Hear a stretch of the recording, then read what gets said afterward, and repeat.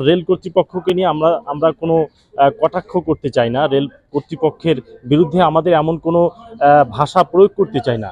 আমরা চাই আন্দোলনের জায়গাটা এমন কোনো পর্যায়ে না যাক যেখানে সরকার দিনের পর দিন এটা থেকে ক্ষতির মুখোমুখি হয়।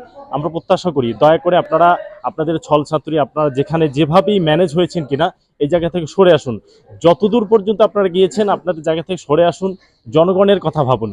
কারণ জনগণ আপনাদের বিরুদ্ধে চলে গেলে এর দায়ভার আসলে আমরা নিতে পারবো না। কারণ আপনাদের ব্যবহারের কারণেই যদি জনগণ আপনাদের বিপক্ষে চলে যায় এর দায়ভার স্বাভাবিকভাবেই আন্দোলনকারীরা নিবে না। কারণ আন্দোলনকারীরা তাদের বার্তা বারবার দিয়েই চলছে যে আমাদের দাবি মেনে নেন। আর দাবি তো অযৌক্তিক তো না। যদি অযৌক্তিক হতো তাহলে আপনারা হয়তো বা বলতে পারতেন যে এই দাবি মেনে নেওয়া সম্ভব না। যেখানে সবকিছুই ব্যবস্থা ওকে হয়ে গেছে এবং এখানে বুড়িমারি এক্সপ্রেস চালুর জন্য সবকিছু ব্যবস্থাপনা বুড়িমারিতে নেওয়া হয়েছে, সেই জায়গা থেকে আপনারা যা শুরু করেছেন, তো সুতরাং একই কথা বারবার ঘুরে ফিরে বলতে হয় যে যত কিছু ঘটবে এখন থেকে সব দায়ভার রেল কর্তৃপক্ষকেই নিতে হবে।